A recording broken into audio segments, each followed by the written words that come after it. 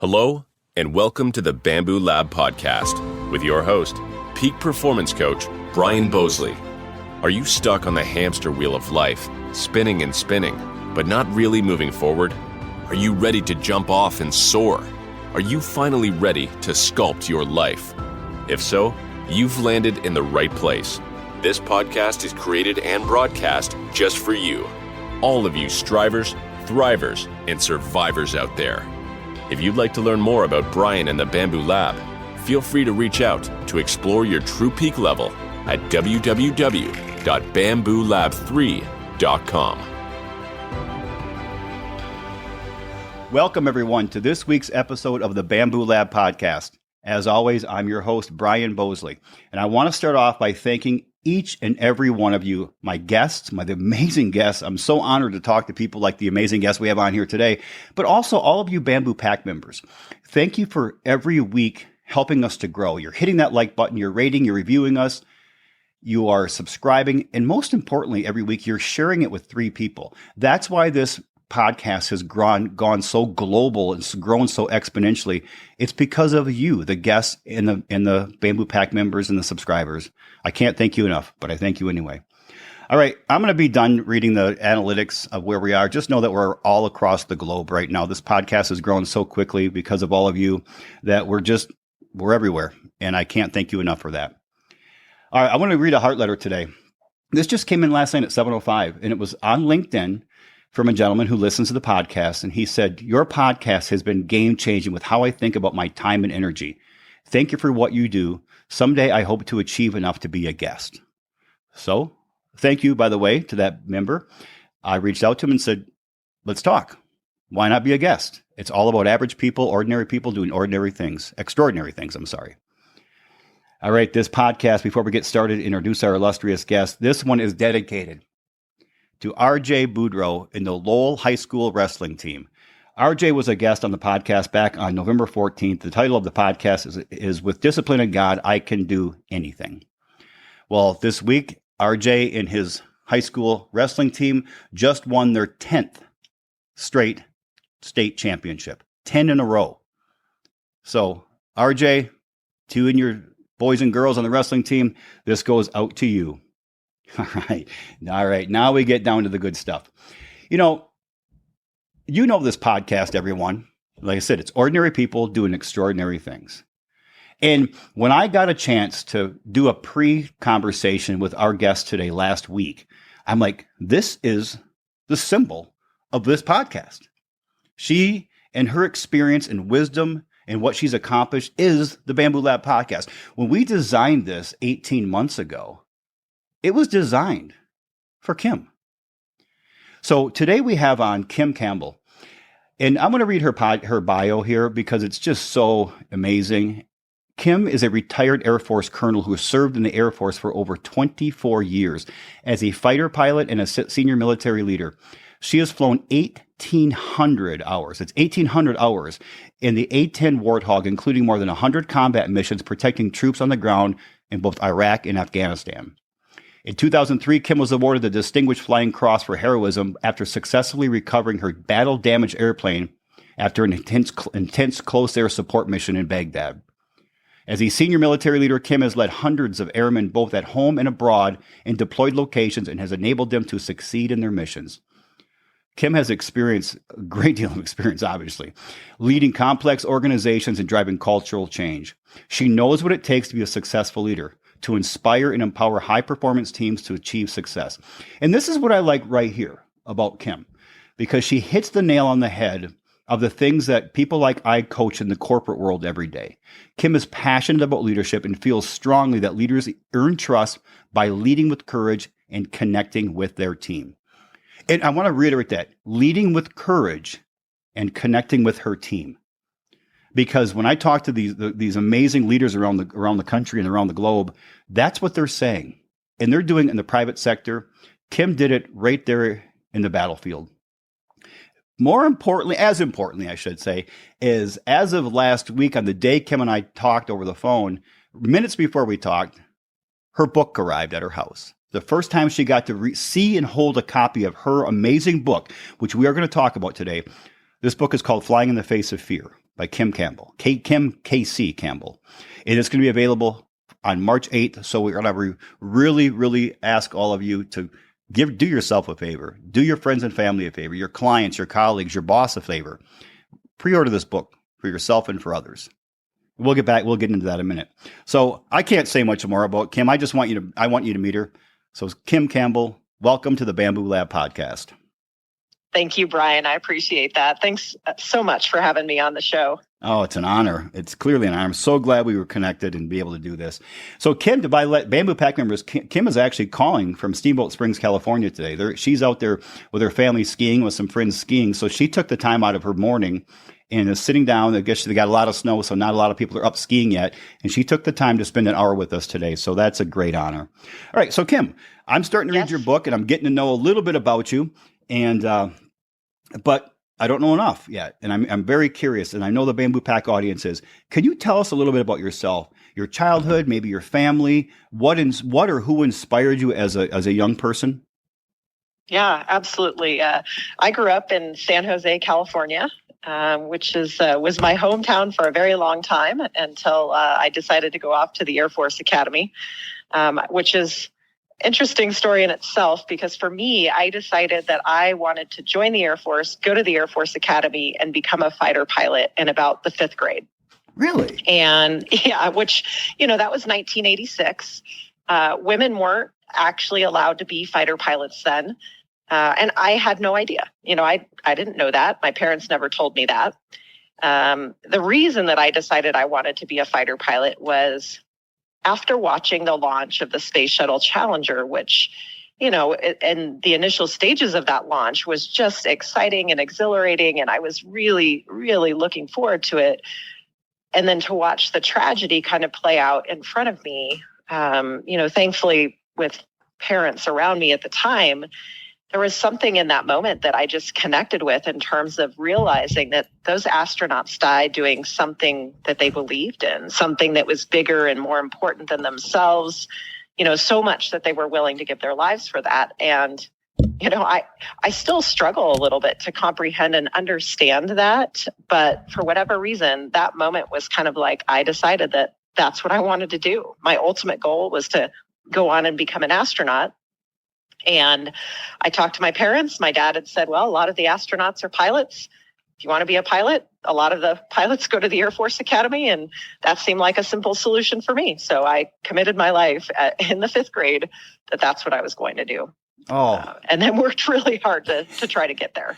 For 24 years in the Air Force, right? Yeah. Wow. I never imagined that I would stay that long, right? My goal going into the Air Force was just to be a fighter pilot. I didn't really know what it was all about. I'm not even sure I really knew what I was getting into. And then to be in the Air Force, to be an A-10 pilot, to absolutely love my mission and love what I do and the sense of camaraderie and everything that went with it, I fell in love with it. It was my passion. It was my purpose. It was my reason for being. And it's those things you start out in one way, right? It was this goal, but it just became all of who I was and just everything that I believed in, which is why I stayed for 24 years. That's so powerful. I remember, Kim, the moment I first learned about the space shuttle tragedy. I was a freshman in college walking to lunch. I remember it was cold. We were up in the upper part of Michigan, and a buddy ran up to me and said, "Did you hear what happened to the space shuttle?" And we're like, "Dude, we don't even have TV in our room, so we don't know anything that's going on." And he told me, and I remember exactly where we were on campus. Yeah. It's so weird who I was walking with, what person actually told me that. That was definitely a life-changing moment for a lot of people. It's so neat to see someone like you take that and say, that was part of my inspiration, to be able to, it was a tragedy in our country and the world. And obviously for many people who observed it and the families and friends of the lost astronauts, but to see somebody like you take it and really go out and change the world with that one moment really turned the corner for you.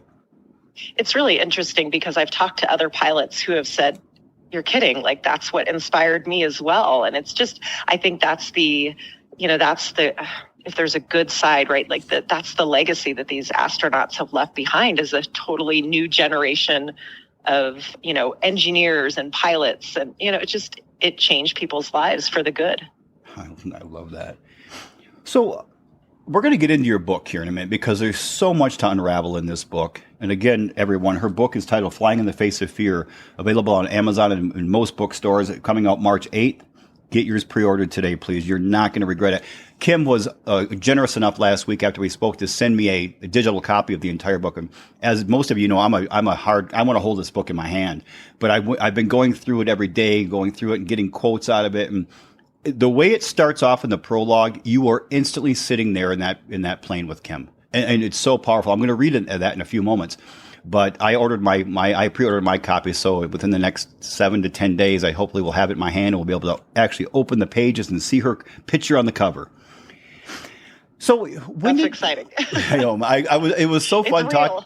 It was so fun talking to you last week when you were a couple minutes late. I'm like, okay, that's cool. No, totally distracted. And you got on there and said, "I'm sorry, I just got my books," and the excitement in your voice. Then I got to see the video you posted on social media of you opening the books minutes before we spoke, and I'm like, man, this is what it's all about. And all the years of earning that experience, earning that wisdom, then retiring from the Air Force, and then taking that journey of becoming a writer. I mean, all that was kind of encapsulated in that one moment on that video. It was so powerful. Yeah, I didn't really know how I was going to react. I knew it was going to be exciting, and I'm glad I filmed it because then I got to watch myself back and kind of see the excitement of it. It was a good day. Let's put it that way. It was. What I remember, when you just went, oh, when you opened the book and you kind of exhaled and made this gasp, like, there it is. There it is. It's real. Kim, since you have left the Air Force and entered the civilian world, what would you say has been your greatest learning in that time frame? I think from a personal perspective, one of the reasons that I chose to retire at the time I did is I have two boys. They are 10 and 14, and I wanted to be around and available and involved in their lives more than I really had been in the past. And not to say that I wasn't, but it was just more challenging to do that. I was ready to have a little bit more control of my schedule in my life. And, it's amazing the things that your kids can teach you. And, it's one of the things that is pretty tough to transition leaving the military because there's such a sense of camaraderie. You're constantly busy. You're constantly doing things. And to leave that it was challenging at first. I kind of struggled to find my way a little bit.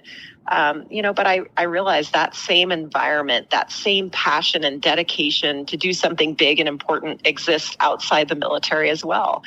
And I am so fortunate to be part of a team that is passionate about leadership development.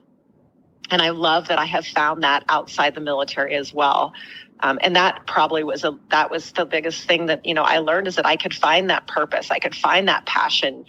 It's a new and different than what I was doing in the military. But I think with every transition we make in our lives, we're nervous about it. We're worried about, what is it going to be like? It's that fear of change, fear of the unknown. But sometimes you just got to take that leap of faith and know that, you put in the work, you make the effort, you're going to find that new purpose and passion. It may take a few tries, but you'll find it. And I think that's the biggest thing for me is I have found, now I've found a new passion and purpose while also maintaining a quality of life that's really important to me. And I'm sure your family is very appreciative of the fact that they get to see you more often. My kids love it. I'll tell you, it's funny because, I've got a teenager too, and you start to think at some point they're not going to want you around. But at least right now, I'm lucky enough that they still talk to me. They want me around. And it is nice to have that time with them right now. Oh, that's so great. Well, I'm not going to get into the next question yet because I want to jump into your book. I really want to. So, and I want to read this because I pulled it up last, I think Friday afternoon, I think it was. And I love, it's in the prologue, Seizing the Moment. And you had Nelson Mandela quote in there. It said, "I learned that courage was not the absence of fear, but the triumph over it. The brave man is not he who does not feel afraid, but he who conquers that fear." That's one of and I've never seen that quote. I've heard quotes like that. I've read a lot of Mandela's quotes. I don't remember that quote ever hearing worded that way. And I really love that. But I want to start. I'm going to read a couple paragraphs here, everybody. This is when you first open up the book. And this part is titled "Over Baghdad, Iraq, 7:41 a.m. on the 7th of April, 2003. My guys are taking fire in the northern part of town. Grid is Mike Bravo 1396990. Rocket-propelled grenade teams are working on the east side of the Tigris River, putting RPCs into my guys. I hear the frantic crackle over the radio in my cockpit. Our role as A-10 pilots, our single reason for being is to support our troops on the ground. The moment an A-10 pilot hears the phrase, troops in contact, the only place we want to be is in the fight, overhead the troops on the ground. This day is no different, except that low cloud cover over Baghdad means my flight lead and I are circling our A-10s high above the clouds and blind to the battle raging below. We know every second is an eternity for those fighting on the ground. We have to get a sense of the situation as quickly as possible, come up with our plan of action, and engage the enemy. Holy cow. When I read that, I had goosebumps. I'm like, I'm right there with Kim. I have goosebumps hearing you read it back. Oh my goodness. This I'm hoping this is going to become an Audible book. It is. Oh, perfect. Are you reading it, or can you? No, I'm not. Okay. I'm not reading it. I'm leaving that to the experts. yeah, that's my plan too. I mean, so what I want to share with the Bamboo Pack listeners and audience out there, this is what you're getting in this book. I mean, you don't get a book right away. I mean, I read a lot, as all of you know, and so many books, it takes me a while to get into, and I was like, oh, keep going. You're going to find your moment when you click and that book becomes a part of you and you're engaged in the plot and the characters and the people, whether it's fiction or nonfiction. This book was big, prologue on. I'm like, holy cow. That's why I know this book is going to be a big hit.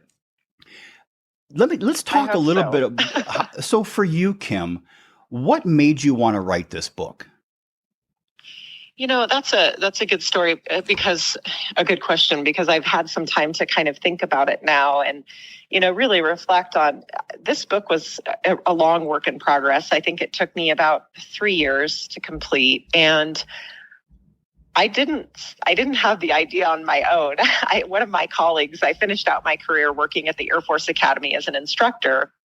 And one of my colleagues really encouraged me to write the book. After sitting in one of my classes, he said, you need to get those stories out there. And as I thought about it, you know, writing a book is pretty vulnerable because it's your stories and, you know, you're sharing a lot of who you are. But what I realized is all the people who had an impact on my life because they were willing to share their stories with me, you know, not just the good and the success, but also the mistakes and the failure, and how that impacted my life in such positive ways, you know, as a pilot, as a leader, as a mom, as a wife, all of these things like this, things that people were willing to share to help make me better. That was powerful to me. And I just realized I feel like a bit of responsibility to do the same, that, you know, I don't want people to have to experience some of the situations that I've been in, particularly the one that I start with in this moment over Baghdad, but I want people to share in the lessons learned. And so I decided I would write the book, which was a long process. And there were moments I wasn't sure I was going to have the courage to even publish it. You know, but I realized that there was a reason for it and there was a message that needed to be shared. I don't think I've ever heard anybody say it that way when I've asked authors and writers why they wrote a book, whether fiction or nonfiction.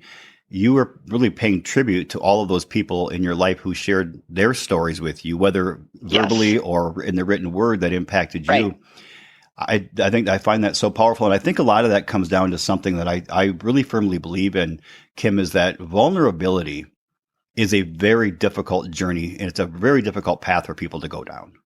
Yes. But yet, if you're trying to gain credibility as a person of influence of any type, vulnerability is the ticket. It really is. I had an opportunity, 2 weeks ago to put out the intro to my book. And of course, the book is mostly written. I just did the intro afterward. And I put down there for the first time why it took me 15 years to write this. And it was all based on fears and insecurities and feeling I didn't deserve it. And I wrote it. I sat down one morning and wrote the whole intro in one sitting. And I had somebody send me a text that said, "Now you are unconquerable." And I thought, because you opened up now, and I love that. So this morning on Facebook, I put a quote that I thought of yesterday as I was writing my book, and I put, "Once you face your deepest fears and become fully honest about who you are, at that moment, you become inconquerable."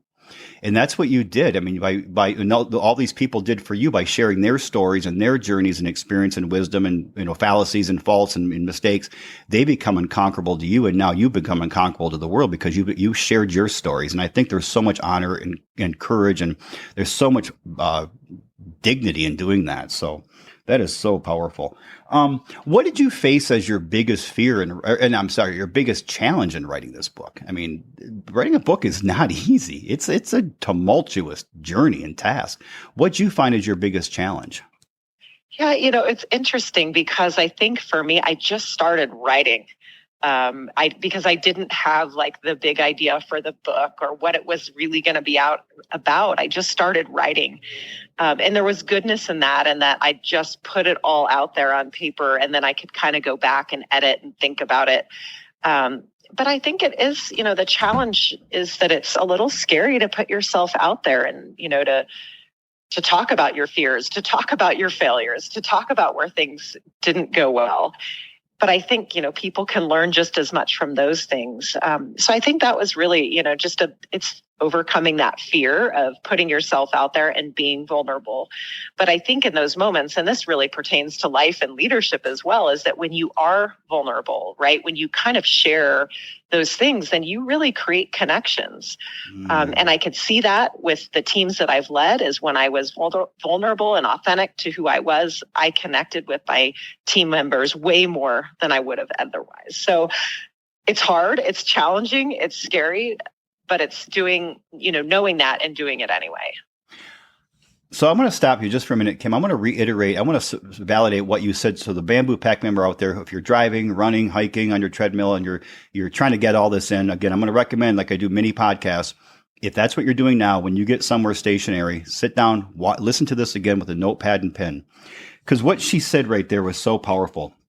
Is number one is why write this book? Because she's remembered and is really paying tribute and honoring all those people who shared their stories with her. So I want you to think about all of the people in your lives audience member, of who has shared their story with you. What stories, whether they were the written word or they were vocal stories, somebody who shared some deep parts of themselves, some vulnerability, some transparency, where it inspired you. And the next question is, how can you do that to another person? Maybe it's not writing a book. Maybe it's with your family, with one person, a friend. But opening up, being vulnerable, sharing your strengths and your weaknesses, your good, your bad, and your ugly, is a liberating experience for you, but also for the other person out there. It's so damn powerful. And you become a little more unconquerable every time you do it. And I love what she just said. So now Kim wrote a book. You might not be wanting to write a book, but I know all of you have that next step in your life. You've got a side hustle. You want to ask a person out. You want to go for a promotion. There's a number of things that you could be thinking about right now. Just start writing. Don't overplan. Don't overthink it. Just do it. Begin the process of doing it, because it's within that process where you're going to find your passion. You're going to find your purpose. You're going to find your direction. You're going to get on the right path. But just start writing. Whatever it is that you want to do next, just start doing it. You want to exercise? Go for a walk today. You want to eat better? Eat a piece of fruit rather than have a bag of chips today. Just start the process, because motivation does not create action. Action creates motivation. And it's within the action of taking that step that you're going to become more motivated. So just start writing. I appreciate that, Kim. And I know within the book you're probably going to talk about this, but I love this question. And you can refuse to answer it, but it's the question that most of the audience likes to hear because it makes you human. You are, quite frankly, kind of a superhero to a lot of people out there. Let's call it what it is, man. I mean, and I know we're going to be in the title, and we have you on next. We're going to be introducing you with all that bio, and then saying, now you New York Times bestselling author Kim K.C. Campbell. So that's coming. But what would you say, if you could answer this question, what is the most difficult thing you've gone through in your life, and then how did you overcome that? Yeah, well, you heard a bit of it in the prologue, is where it started, that you just read, and that mission over Baghdad was, I think, by far the most challenging thing I've ever gone through in my life. And this was back in 2003. This was early in the war in Operation Iraqi Freedom. And our primary role, as A-10 pilots, is supporting our troops on the ground. And by that point, things on the ground had gotten very intense. And so we had been over Baghdad just waiting in case somebody needed help. And we got that call that you heard. And we knew we were going to get in there as quickly as possible, which we did. We were able to get below the weather, and we could see this firefight. And it was just very surreal because it was everything that we trained for and planned for. But to see the bright flashes and the smoke and the tracers. And as we're watching this firefight play out below us, we also start to see puffs of smoke and bright flashes in the air right next to our cockpits. I mean, not only is there this firefight happening back and forth across the Tigris River, but now the enemy was shooting up at us too. But we had a mission to do. So it's kind of like, all right, we know they're shooting at us. We're going to keep our airplane moving, and we're going to get in there. We're going to do a couple passes, and then we're going to reassess, climb up, and figure things out. And on my last rocket pass, coming off target is when I felt and heard a huge explosion at the back of the airplane. And I knew immediately I was hit. I mean, the jet rolled over, point down at Baghdad below. And I remember pulling back on that control stick and nothing happened. I pull back on that stick and the jet is just plummeting down towards Baghdad. And I remember thinking, well, this is not good. But I remember looking down at Baghdad. I remember looking down at my ejection handles thinking, that's about the last thing I want to do is eject over Baghdad, potentially into the hands of the enemy. And so I knew I had to make every second count. As I'm plunging to the ground, I'm analyzing the situation, trying to figure out what's going on. And I realized very quickly, even though I've got lights and everything's flashing at me, I realized that I have lost all of my hydraulics on the airplane, which is what helps us control the airplane. So at this point, I know I have I have a decision, but it's really, to me, there's only one choice. I don't want to eject. And so I'm able to get the jet into our emergency backup system. And thankfully, the jet just slowly starts to kind of climb up and away from Baghdad. And that's the first moment for me that I think that I might actually survive that mission. And honestly, that's not even the hardest part. That was just the initial sense of relief. Okay, I've survived this. Now what's next? Wow. I find myself in these interviews so often, all the time. I'm just an avid writer and note taker. I was actually noticed myself sitting here just stunned with my mouth wide open as you were talking. Wrote very little down on that one. That is, for one, we're all so, I know you are, your family are, we're all, the entire hundreds of thousands of listeners on here are so happy that worked out for you. Not just because of you, but obviously because of you, but also because what you're doing now is going to and is now starting to change the world. And had you not been able to pull that out, what would have been lost was not just one person, but all the lives that you are changing and are about to change once this book goes live.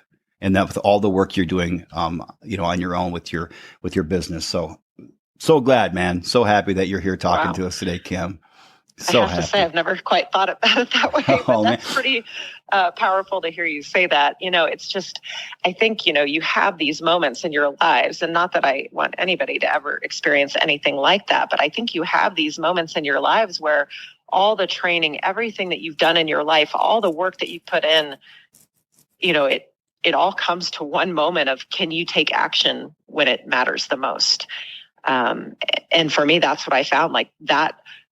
I didn't just survive that because, I had put in a little bit of work. I had put in a lot of work leading up to that. And everything kind of came together in one moment to get me out of Baghdad. But then I still had to land this airplane. I still had to decide, do I just fly this airplane back and eject, or do I fly it back to friendly territory and attempt to land?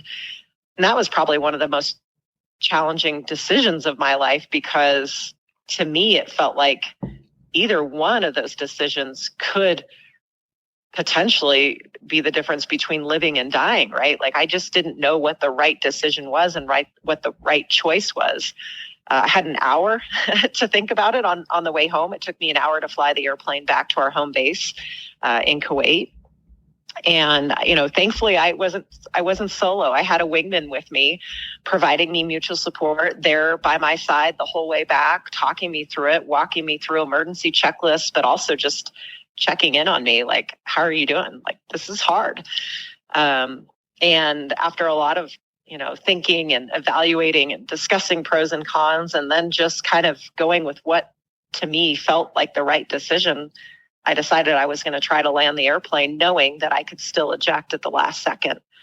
But that was a long hour of my life to kind of contemplate, all of my fears, right? Some of those, it's hard to not let your mind wander and think about those worst case scenarios. Wow. But I thought about them, we talked about them, and then I made a decision, and it was like, all right, here's my decision. I'm committed to it. I feel confident in it, but I'm still nervous. I'm still nervous about how it's going to play out. But landing that airplane and surviving that mission by far was the most challenging thing I've ever gone through. At the same time, I would say it was life-changing in many ways, because after landing and surviving, I got to reevaluate my life a bit. I got to reprioritize my life and really focus on what was most important. And I want to go on that for a minute. You mentioned your wingman. Yeah. And you don't know this, but I pulled something up that you recently put on social media, I believe yesterday. And it was what you wrote. I love this, and I wanted to ask you about it. One of the things that I loved about being part of a fighter squadron was the sense of camaraderie, with everyone working to perform at their best while helping others to be their best too.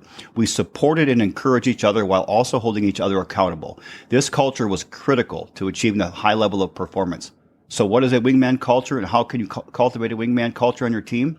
Now, Kim goes on to describe that, but I want to ask you, Kim, can you talk a little bit about that wingman culture and how you can cultivate a wingman culture on your team? Because a lot of people out there, whether you're in business, running a team, a company, a CEO, a manager, or whether you're in your own family, in your group of friends, wingman culture is highly crucial. So can you elaborate on that a little bit? Yeah, it starts with trust, right? There needs to be a foundation of trust. But a wingman culture, so a wingman, if you've seen Top Gun, you see that they fly in pairs. But a wingman is someone by your side that is going to provide that mutual support. So in the airplane, a flight lead, the person out front, is really responsible for looking out front, navigating, getting you to a target. Well, a wingman is responsible for checking 6, which is the area behind an aircraft where we can't see on our own. They have our backs, right? They are responsible for looking out for threats to the flight, to the formation. And so there's these clearly defined roles and responsibilities. We know where we fit into the bigger picture. We understand how the role we play is critical to shared success. And that's the mindset, right? It's like everyone has a critical role to play. So if you look at a team, how do you cultivate this wingman mindset? Well, it's everyone understanding the role they play, how it is critical to achieving success. It's about knowing how what you do makes an impact and a difference. And it's all about this idea: if we lift each other and we help each other succeed, then the team succeeds. The team is able to elevate performance because we're all looking to make each other better. We're holding each other to a high level of performance. We're holding each other accountable. We're sharing our mistakes and failures to help other people that get better. And that's the whole idea. That's the whole concept. Okay. I have to dissect that for the Bamboo Pack listeners out there. So think about this, everyone, because as I was jotting notes, I'm thinking about this in terms of my relationship with my clients, my family, my friends, my listeners, my amazing guests. So whether looking at your personal or professional life, that wingman culture starts with trust. It provides you provide each other mutual support, and you have each other's back. But what I really like what she said, and I think this is so crucial, especially whatever your role is, I think so many times we downplay our own importance, and we downplay our own maybe talents in the role we play in life, whether it's a personal role or our professional role. Every one of you plays a critical role in the world and the team you're on, and the company you're in, and the family you're in, and the friend group you're in, and the baseball team you play in. Every single role is critical. And sometimes if we're not the star player, or we're not the lead producer, or we're not the whatever it might be, the top dog, we tend to think, well, we're not really that important. You're critical. Your role is critical. Take pride in that role.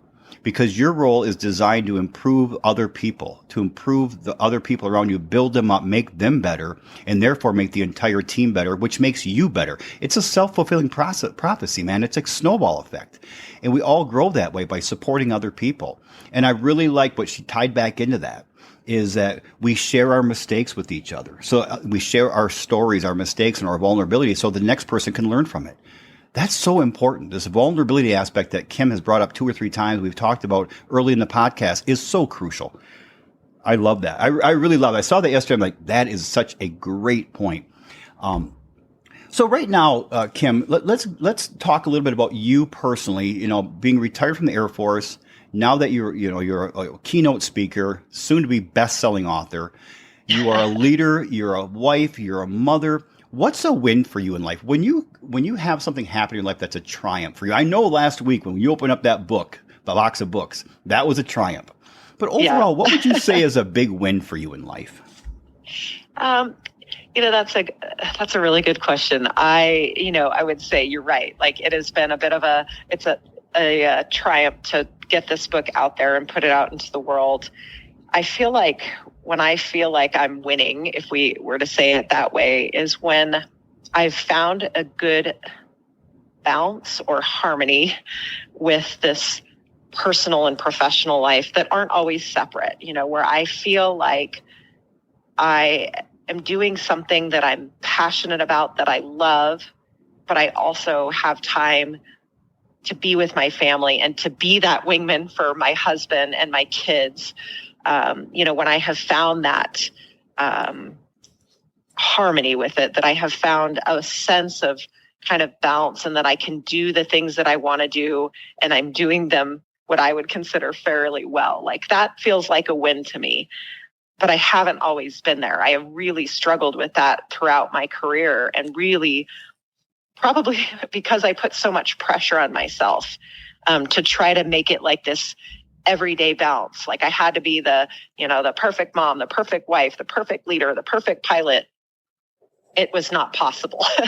And when I gave myself a little bit of grace to find this balance that was maybe just not a day-to-day, that I had a little bit more long-term view of, some days I'm going to be working really hard, and others days I'm going to really spend some time with my kids. Just trying to find that long-term balance. To me, that's where it feels like that's a win.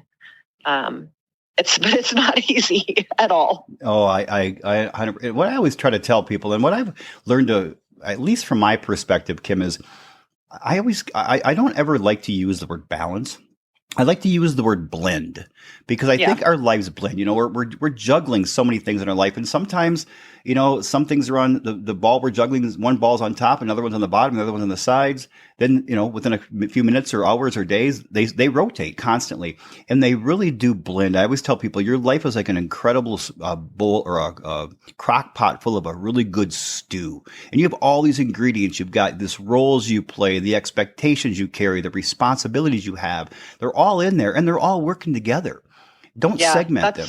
Just let them work together, and then that's what makes life. It's kind of, they're all like each other's wingmen, as we mentioned earlier. Yeah, I like the idea of blend, because I think when I first became a commander, this was a while ago, but it was my first opportunity to lead a unit of about 150 military and civilian personnel, and I had this view of like, I needed to be this tough, combat-proven fighter pilot leader that, tough exterior. And like, that's not what my team wanted, right? They really wanted me to be just authentic to who I was, which, I was a mom, I was a wife, I was a fighter pilot, I was a leader, I was all of these things. And just realizing that that's what my team wanted to see me for who I was. It actually took my 3-year-old son, who was at this big formal change of command ceremony, to teach me that lesson, because during this ceremony, right, very formal, I'm up on stage, he's in the audience with my husband and a lot of people there, friends and family and military, local city officials. And he decides that he's just bored sitting in the audience. So he makes his way, comes up on stage and sits in my lap in the middle of this very formal ceremony. And I had this moment of like, fear of thinking like, oh my God, like what is my team thinking of me? I'm supposed to lead this team of 150 people, and I can't even control my 3-year-old son. But the truth is, like, that moment connected me with my team, because they saw a very human, like this human side of leadership. It was just me as not this combat proven fighter pilot, but me as a mom, me as a wife, me as a leader. And I think that moment created connections and built trust. It also made me realize, right? It is the blend. I can be all of these things, and it actually makes me a better leader. It makes, it shows people you can be strong and you can be compassionate at the same time, right? You can be tough, but you can also be kind. And that was a big moment. That was a big learning for me. That blend that you talk about, right there on display in front of everybody. And it truly connected me with my team. It created trust. It was just a really, really key moment for me in looking at leadership and life. I mean, and that's such an obvious symbolic description of what people are really looking for in leaders, in people they love or follow or buy from, or whatever it might be. When you're a person of influence, is being able to see both sides. There's an incredible book out there, and I don't even know the author, but it's called Compelling People. I read it several years ago, and the author discusses how we form opinions on people when we first meet them. And the first question we ask is does this person appear strong? The way they act, the way they walk, the way they talk, do they look like they have a purpose? And then from there, we cut right over within a nanosecond into this: is this person also warm? Do they make me feel like the only person in the room? Do they seem compassionate and caring? And if you only have one of those, people they're going to follow you or buy from you or like you or whatever it might be for only a short period of time. It's when you have both strength and warmth, that's when you become a person who is compelling to others and a person who deserves and earns true admiration. And that's exactly what you showed on that stage that day. And I'm assuming that was a big turning point for you. It was a huge turning point in the way I looked at leadership, and honestly, just realizing that it was okay to be a mom, a wife, a fighter pilot, and a leader all at the same time, right? That I could be all of these things. It was just me being who I was, right? And that was this turning point for me in how I looked at leadership and how I looked at, my performance as a leader, that starting with warmth, being strong and being credible is important. Yes. But also being human, creating connections, talking to people on a human level, it's just as important. Well, yeah. If not more so. Exactly. And what happens, I think, a lot of times is if you come across strong, but yet you're cold, people might do what you say, but it's mostly out of fear. And as soon as you turn their back, they're going to go back to doing things their old way.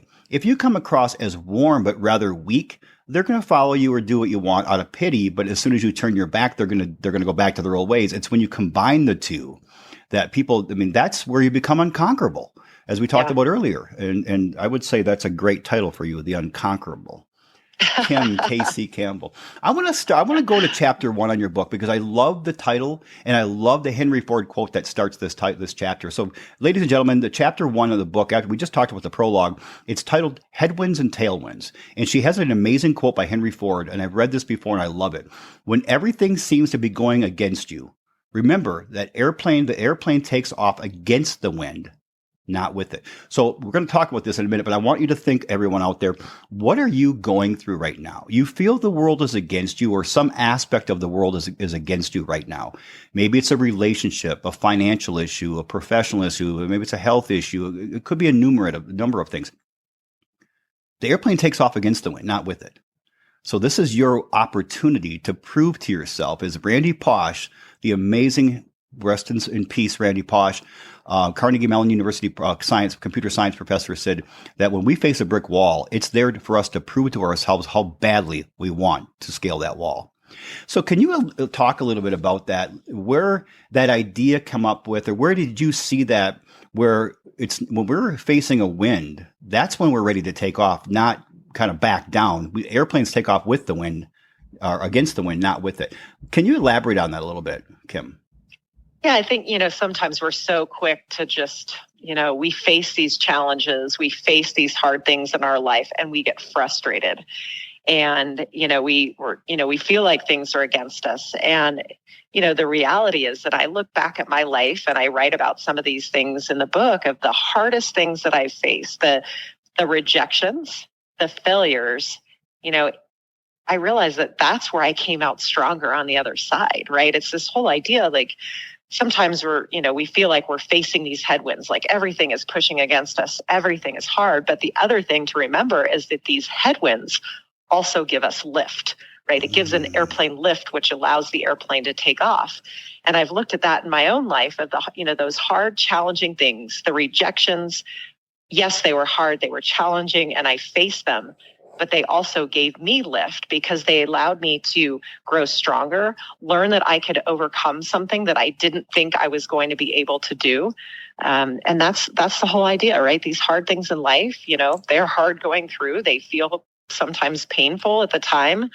But being able to get through it and come out stronger on the other side, that's what's most important. And the thing is, Kim, growing up, did you... And maybe even today, did you ever think you were different or special, or were you just Kim? I was just Kim. I mean, my friends occasionally gave me a hard time because they were like, you want to go to the Air Force Academy? You want to do what? But once I told them that was like my life path, they were like, okay, that's fine. That's just Kim.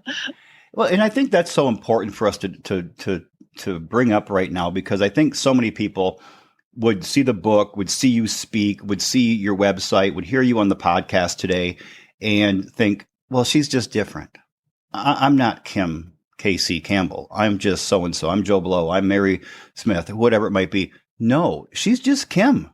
She's an ordinary person who is accomplishing extraordinary things, just like you out there, just like me. We're all in the same batch. It's what we decide to do with those headwinds that makes such a difference in our lives. And what I love is when we continue with chapter 1 here, I didn't realize you were a writer at 16. It wasn't all that great, right? It was pretty good. Well, I read it and I'm like, okay, this is Kim writing. And then it goes down after you wrote it and you said, I wrote that when I was 16. So everyone, as she starts off chapter 1, there's a section called Learning to Fly. And she talks about her experience at 16 years old, flying for the first time, this small airplane. And I love what she said.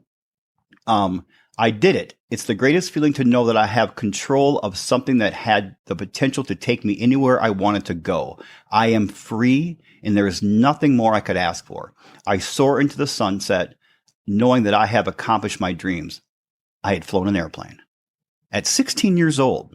And the fact that she felt she had this control over something that had the potential to take her anywhere in life, I mean, just powerful. I've got goosebumps reading this, and I've read this over and over several times. It's just so powerful. And I love, she's got sections on adjusting for the winds. And this book is taking off. I mean, the thing is, she talks a lot about her experience. This book is not about flying an airplane. No more than my favorite book, Jonathan Livingston Seagull, is about being a seagull. This is about life and the opportunities we have, the choices we make, and how we handle our fear. How we use adversity, like the headwinds, to accomplish amazing things in our life. So look at your headwinds out there. Take a look at them. Dissect them. They're not there for you to, put your head down and get disgruntled and discouraged and feel sorry for yourself and pity yourself. They're there right now for you to take off. To show the world how badly you want something, man. This book is all about that, because we all face fears: fear of success, fear of failure, fear of this, fear of that. And what I always tell people is, you can't run away from fear. Fear is a part of life. You have to choose your fear. It's the fear of making changes and growth now, or the fear of regret later. And we only have two choices. And what you've done and what you've explained in this book is, how do we take that fear and make the changes, take the action, start writing that book, so to speak, and start taking those steps in life, so that later on we don't have the fear of regret or the pain of regret. So I love that. I'm going to ask you a question, Kim. This is probably my favorite question in the process of this podcast, and that is, you and I are going to jump back. We're going to go back to that 16-year-old girl. I'm going to come to Steamboat Springs, Colorado today. We're going to jump into my time machine. We're going to shoot back to when you were 16 years old. We're going to sit down, and you're going to talk to that 16-year-old Kim before she was a fighter pilot, a well-known leader, author, keynote speaker, mom, wife, all that. And you're going to sit down and give her advice. You're going to say, here's some words of wisdom to share. What would you say to her? Don't be so hard on yourself. I think I would say that you are going to make mistakes. You're going to face failures. And when you do, the most important thing you can do is to get up, dust yourself off, and give it another go. I think sometimes we can be really hard on ourselves. We have such high expectations, and I certainly did. But we also need to realize that those headwinds, those failures, the rejections, the mistakes, it's all about what you do in that moment. It is about getting back up again. It is about facing your fears and taking action even when you're afraid. Ooh. I wish you'd keep talking so I could keep writing. I'll have to go back. So I want to. My 16-year-old self wouldn't listen very long, so I got to keep that short. Well, we all know. We all knew everything back then. So. Of course, yeah. Especially you just flew an airplane, so you were 8 foot tall and bulletproof back then. When you landed that airplane, I'm sure you felt really good about yourself. It's interesting hearing you read that. I realized that was such a high, and then a year later, I experienced such a low when I got rejected from the Air Force Academy. And I feel like that was kind of the ups and downs of this journey. Is there would be these amazing highs of soloing an airplane, and then these lows of, getting that rejection letter, and then a high of, very late, right before basic training, getting accepted. And then, there's just this constant ups and downs, the headwinds and tailwinds that we face in life. But it really made me think of that. You are going to face highs, you are going to face lows. And again, it's all about what you do at that moment. So how did you handle that? You have this passion for flying from the age of 5 on, after seeing, witnessing what happened with the Space Shuttle Challenger in 86. Yeah. You have this dream of becoming an astronaut at some time in the future. And then all of a sudden, 17, 18 years old, you're rejected from the Air Force. How did you handle that? Well, initially, don't get me wrong. It was devastating because I'd worked so hard for it. But thankfully, I had a really incredible team of people around me, my parents, mentors, friends who, supported me in that moment. But I also had a mentor who was my liaison officer, kind of my connection with the Air Force Academy. And he told me, he's like, Kim, if this is what you want, don't quit. Go for it. And I decided that I would write to the Air Force Academy a letter every week telling them that I was still interested, that if they had someone turn down their appointment, that I was ready to go. And, I told them if I could do 5 more push-ups or pull-ups or got an A on a test, whatever it was, I wrote them every week. And, whether or not that was the turning point, I don't know. I also finally took the ACT instead of the SAT, those awesome standardized tests, and I did a little bit better there, made my scores a little bit more competitive. But it was just about not quitting. It was staying true to this goal that I had because I was so passionate about it. And, it eventually worked out. It certainly did, without a doubt. So I want to reiterate for you listeners out there what Kim just said. So with the advice she would give her 16-year-old self, let's give it to each other right now. Whatever you're going through in life, don't be so hard on yourself. You're going to face failures. You're going to, and that's okay. It's all part of it. When you make mistakes, when you fall down, get up, dust yourself off, and give it another go. It's all about what you do at that moment. Right now, you may not be getting turned down from the Air Force Academy, but there's always rejection in life through love, through whatever it might be. We face failure every day, and that's a sign that we're moving forward. Get up, dust yourself off, give it another go. It's how you respond right now at this moment that defines you. It defines you at this moment. It defines you for the future. And also, people are watching. People are noticing. You can be an incredible inspiration for people by what you're going through right now and how you're handling that. That's great stuff. Okay, so the book is written. It's going to be out in 8 days. Well, by the time this broadcasts, it'll be out 2 days from now. March 8th is officially launch day. Oh man, that's so exciting. I'm looking for it's in my calendar too, but I don't think my book will be delivered by then, but I'm going to keep reading the digital copy, even though I can't take notes in it. That's the thing I like about it. I want to take notes and highlight. And I always tell everybody, Kim, when you can tell when I love a book is because when you open any page up, it looks like the inside of a Swiss watch. There's diagrams and arrows and highlights and underlines and, words on the margins. So you have that. You have your family's doing well. You're out skiing, obviously, this week in Colorado. What's next for you? Well, I'm going to see where this path takes me. I do a lot of leadership coaching now, keynote speaking, and I'm just going to continue doing that while also making sure that I have time for my family to be able to go skiing and do the things that we love to do. So, I'm really excited to connect with people after this book comes out and just to see where that takes me. So I think everybody by now, we're, 50 some minutes into the podcast, 54 minutes as we've been to wrap up. I think you're all thinking, okay, I need to see more of Kim Campbell. I need to know more about what she does. We will include not only a link to her new book, which is coming out on March 8th, Flying in the Face of Fear, but we'll also include a direct link to her website. I've watched some of her stuff. This is amazing leadership, because it's not a leadership coaching and speaking based on philosophy or theoretical. This is what she experienced. So she's telling you right from the heart, this is what it is. And in situations far more critical than most of us face on a daily basis.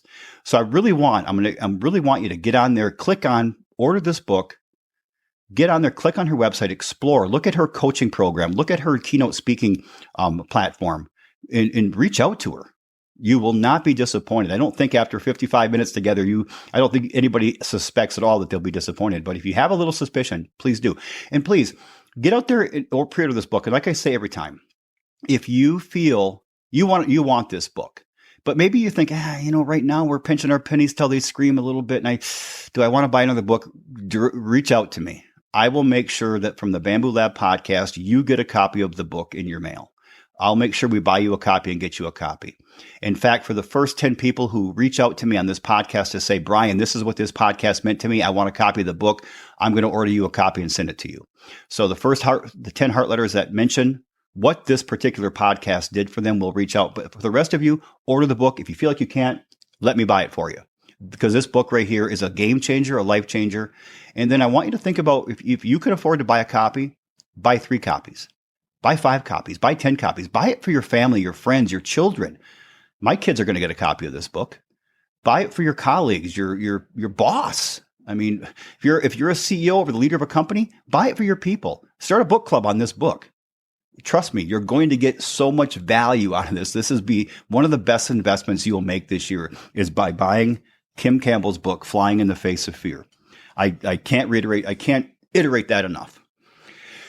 All right, Kim, one final question, and that's kind of I call this the net question because it catches everything we missed. Is there any question that I didn't ask that you wish I would have? Or is there anything final message you want to leave with the Bamboo Pack audience? Yeah, I think not so much a question, but just a bit of maybe a bit of a reminder in that, we all face fear in our lives, right? And it's not just this flying a fighter jet in combat or life or death situations, right? Fear is a very real thing, and fear is fear. It's fear of failure. It's fear of not meeting expectations, fear of change, fear of the unknown, right? It can all be daunting. It can be stressful. It's all about what you do in that moment that truly matters the most. Can you step up and take action? It's all about what you do when you are scared that matters. Oh, hold on. I can't write fast enough. I'll be going back through this podcast tonight as I do the show notes and the slight editing, and I'll be taking all my notes again with much better handwriting because I don't think I can even read my chicken scratch. I was trying to write so much during this podcast. So everyone, think about that. Think about the fear you're going through, and don't try to run from fear. Don't try to deny fear. Fear is a real thing, man. We face it every day. I face fear every day. I wake up afraid sometimes. I go to bed afraid sometimes. I'm afraid during the middle of the day sometimes about a lot of things, loneliness, health issues, financial issues, family issues, whatever it might be, the podcast, coaching, whatever. We all face all these different, our job or whatever it might be. Don't think they're not real. They are real. They are a part of our lives. And they can be daunting, as Kim said, but it's all about what you do at that moment. Can you take action when it matters the most? That is the key question. Can you take action when it matters the most? And the answer is yes. But the other question, I think, is will you take action when it matters most? Kim, I knew this was going to be an amazing podcast. I knew when we first started communicating via email, and I knew after our conversation last week on the phone. I'm so glad with your schedule we were able to get this podcast in while you were traveling on a vacation. I just want to tell you, this was an honor. And I just want to know, I don't want to be cliche with this, and I don't like saying this to people who served in our military or for people who serve in our police forces or our firefighters out there. But I really do appreciate all that you gave for our country, for the freedom and liberty around the world, because I'm a firm and avid supporter of our military. And it really is an honor to have someone like you on here. And I cannot wait to watch you as you grow. I can't wait to watch you on Good Morning America. I can't wait to watch this book go across the world and take off, because it's going to be an honor to know that I talked to her before the book was even published. So thank you so much, Kim, for being such an amazing, inspiring, and honorable guest on the Bamboo Lab podcast.